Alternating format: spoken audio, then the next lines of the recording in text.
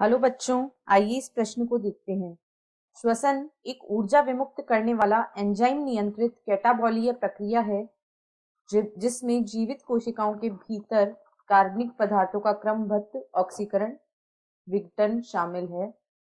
श्वसन के विषय में इस कथन में सम्मिलित निम्न का अर्थ स्पष्ट कीजिए। 1. क्रमबद्ध ऑक्सीडेटिव विघटन। 2. कार्बनिक पदार्थ जिनका प्रयोग सबस्ट्रेट की तरह किया जाता है। यहाँ पर यह एक एंजाइम नियंत्रित प्रक्रिया है, नियंत्रित कैटाबॉलिक प्रक्रिया है। तो इस प्रश्न की जो मुख्य अवधारणा है, मुख्य अवधारणा वह है कोशिकीय श्वसन। इस प्रश्न की जो मुख्य अवधारणा है वह है कोशिकीय श्वसन। कोशिकीय श्वसन एक ऐसी प्रक्रिया होती है जिसमें विभिन्न कार्बनिक पदार्थों का ऑक्सीकरण होता है, विभिन्न कार्बनिक पदार्थों का ऑक्सीकरण होता है और उसके फलस्वरूप ऊर्जा का निर्माण होता है। इनकी ऑक्सीकरण के द्वारा, कार्बनिक पदार्थों के ऑक्सीकरण के द्वारा ऊर्जा के निर्माण की प्रक्रिया को कोशिकीय श्वसन कहा जाता है। अब हमसे यहाँ पूछा गया है कि क्रमबद्ध ऑक्सीडेटिव विघटन, क्रमबद्ध ऑक्सीडेटिव विघटन से क्या तात्पर्य है? क्रमबद्ध ऑक्सीडेटिव विघटन, तो जो श्वसन है, इस श्वसन की प्रक्रिया में जो कार्बनिक पदार्थ या सबस्ट्रेट का ऑक्सीकरण होता है वह एक चरण में नहीं होता है। जो श्वसन आधारी पदार्थ होता है, श्वसन की प्रक्रिया में श्वसन आधारी पदार्थ का, श्वसनीय आधारी पदार्थ का विघटन, श्वसनीय आधारी पदार्थ का विघटन केवल एक बार में नहीं होता है, केवल एक बार में नहीं होता, बल्कि यह कई चरणों में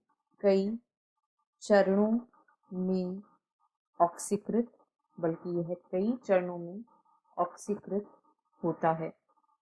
ऐसा इसलिए किया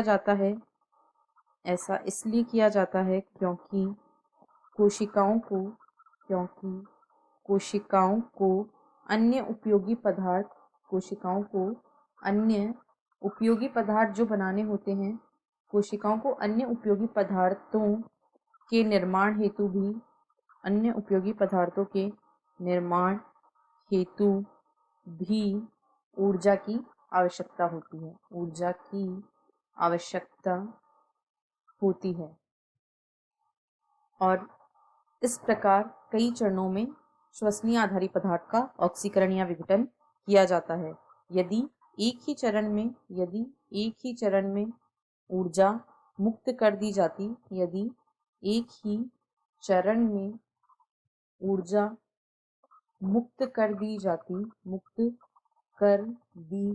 जाती, तो इतनी बड़ी जो ऊर्जा की मात्रा है उसे एटीपी संश्लेषण के साथ जोड़ना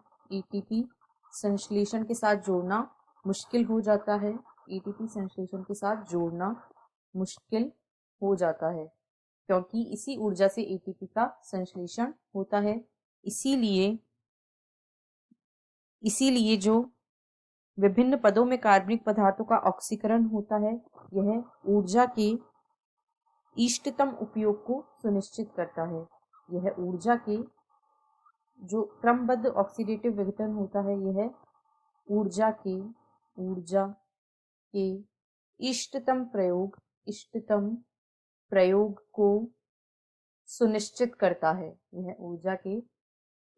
प्रयोग को सुनिश्चित करता है। अब हमें अगला पूछा गया है कि कार्बनिक पदार्थ जिन्हें सबस्ट्रेट की तरह प्रयोग किया जाता है उनसे क्या तात्पर्य है? कार्बनिक पदार्थ जो सबस्ट्रेट की तरह उपयोग में लिए जाते हैं उनसे क्या तात्पर्य है?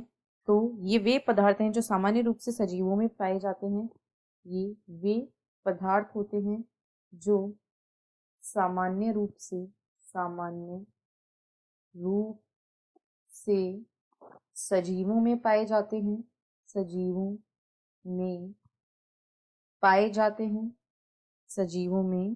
जाते हैं।